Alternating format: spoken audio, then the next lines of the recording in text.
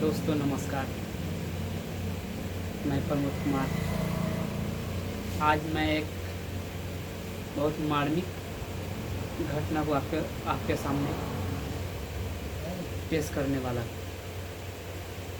आज मैं बैंक में गया था।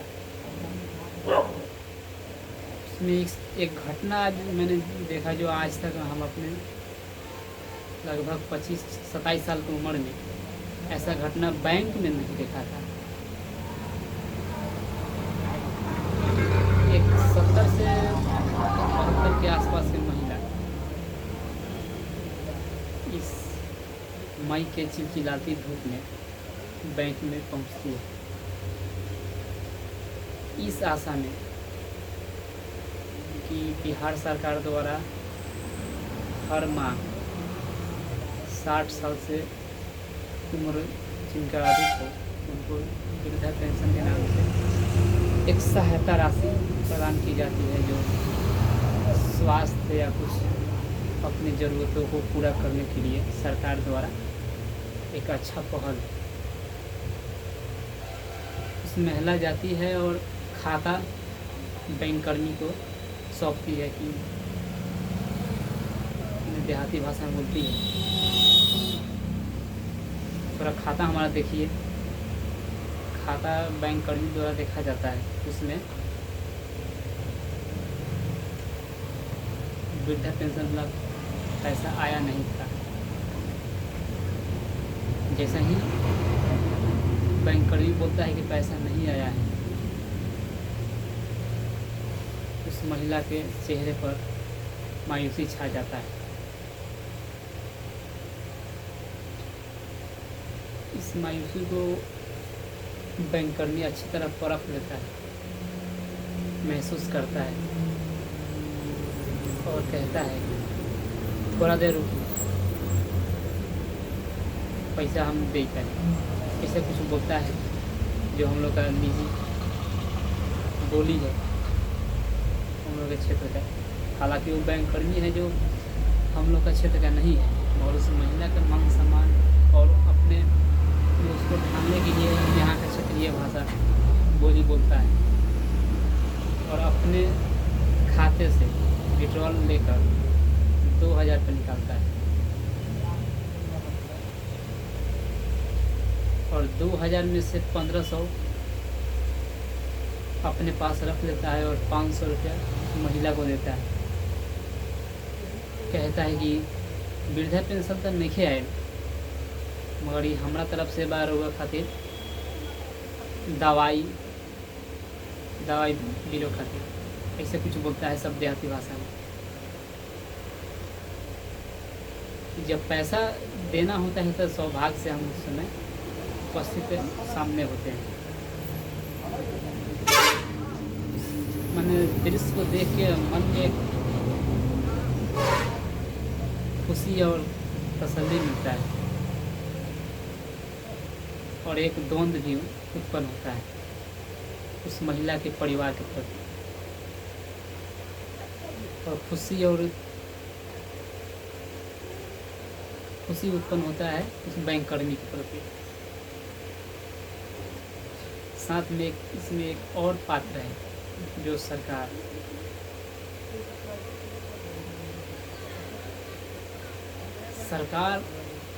चुनाव के समय लाखों करोड़ों रुपया चुनाव में खर्चा की। पार्टी भी अन्य पार्टी खर्चा की, पार्टी का अपना निजी है जो करे, और सरकार का दायित्व है उस वृद्ध महिला पुरुष को जो संविधान या योजना अधिकार देता है उसे समय से पूरा करें। सरकार चुनाव के वक्त 10,000 रुपया महिलाओं को बांटे। पता नहीं उसमें कौन सा रोजगार मिला, कितने लोग उसमें उस पैसे से रोजगार किए, कितने लोगों को 10,000 रुपया ज़रूरत था देना और कितने लोगों को नहीं देना था या चयन नहीं हुआ, सिर्फ वोट के लिए 10,000 रुपये बांटा गया। काश वह पैसा आज रहता तो उस महिला के आंख में आंसू नहीं आता। वो हर मंथ हर महीना उस महिला, उस पुरुष जिनका उम्र 60 प्लस है,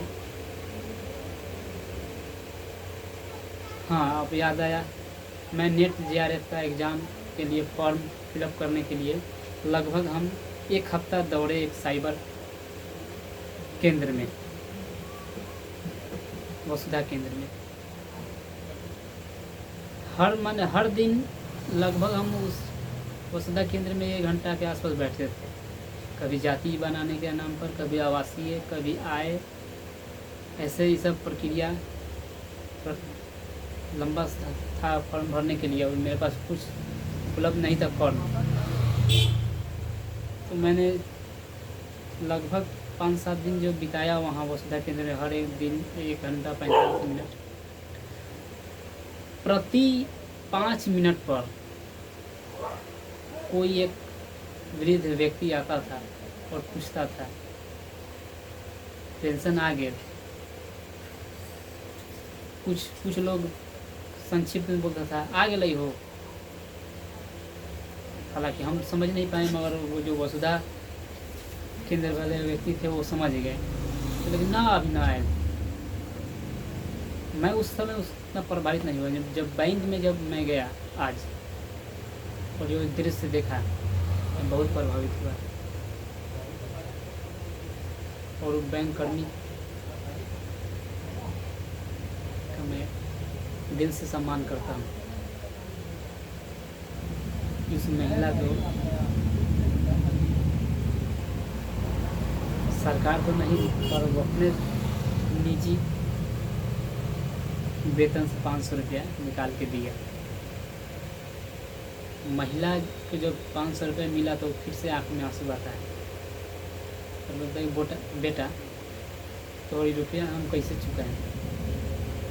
फिर मैं उसमें हस्तक्षेप करता हूँ और कहता हूँ कि रउआ कर्जे चुकावे के नहीं थे, आशीर्वाद देवे के बाद जे और कमाइहन तो और केहू को मदद करिए। महिला के द्वारा बोला जाता है, आशीर्वाद दिया जाता है। तो इस तरह सरकार कहाँ पैसा खर्चा करना चाहिए और कहाँ नहीं करना चाहिए पता नहीं। हमसे तो 100 में पढ़े लिखे सरकार में लोग हैं, ये सब समझ क्यों नहीं आता है।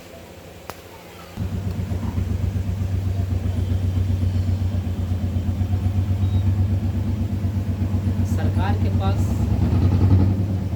वृद्धा पेंशन और कर्मचारियों को वेतन देने के लिए पर्याप्त धनराशि नहीं है। हाल ही में सूचना मिला है 12,000 करोड़ रुपया लोन लिया गया है।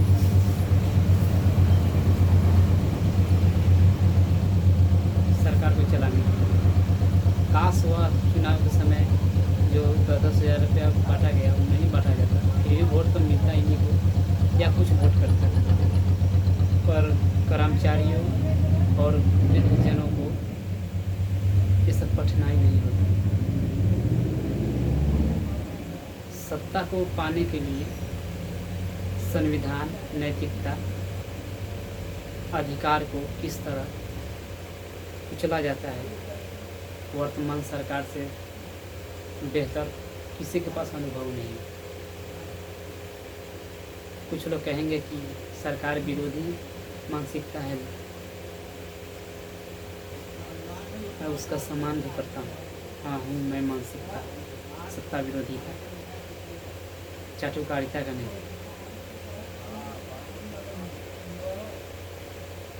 आज जो व्यक्ति सरकार के पक्ष में है, एनडीए के पक्ष में है, आम जनता को, नेता को छोड़िए, कल अगर आरजेडी बिहार में सरकार बना लेती है या केंद्र में कांग्रेस सरकार बना लेती है तो यही व्यक्ति आरजेडी का फैन हो जाएगा, कांग्रेस का फैन हो जाएगा। आज वो लोग दुर्लभ पावर में नहीं है, इसका मतलब यह नहीं हुआ कि हम साथ छोड़ दे। विपक्ष का साथ देना ही देशभक्ति है। क्योंकि कोई भी व्यक्ति कोई भी पार्टी जब विपक्ष में रहता है तो वो सही मुद्दा उठाता है, और वही पार्टी जब सरकार में आती है तो मानसिकता बदल जाती है। चाहे वो कांग्रेस हो, बीजेपी हो, आरजेडी हो, जदयू हो या अन्य पार्टी हो, सबका रवैया एक ही है, सिर्फ सत्ता आना चाहिए हाथ में। मैं किसी सत्ता का अंधभक्त नहीं हूँ, सरकार का अंधभक्त नहीं हूँ या पार्टी का अंधभक्त। हाँ, मेरा भी विचार है, किसी पार्टी का विचारधारा मुझे प्रभावित करता है, इसका मतलब ये नहीं हुआ कि वह सत्ता में आए और मानवीय अधिकारों को उल्लंघन करे और मैं देखता रह जाऊँ। ऐसा बर्दाश्त करने का मुझ में साहस नहीं है और होना भी नहीं चाहिए। जिनको है उनको मुबारक, सत्ता के पक्ष में रहने के लिए उनका तहे दिल से मैं सम्मान करता हूँ। बस इसी के साथ नमस्कार।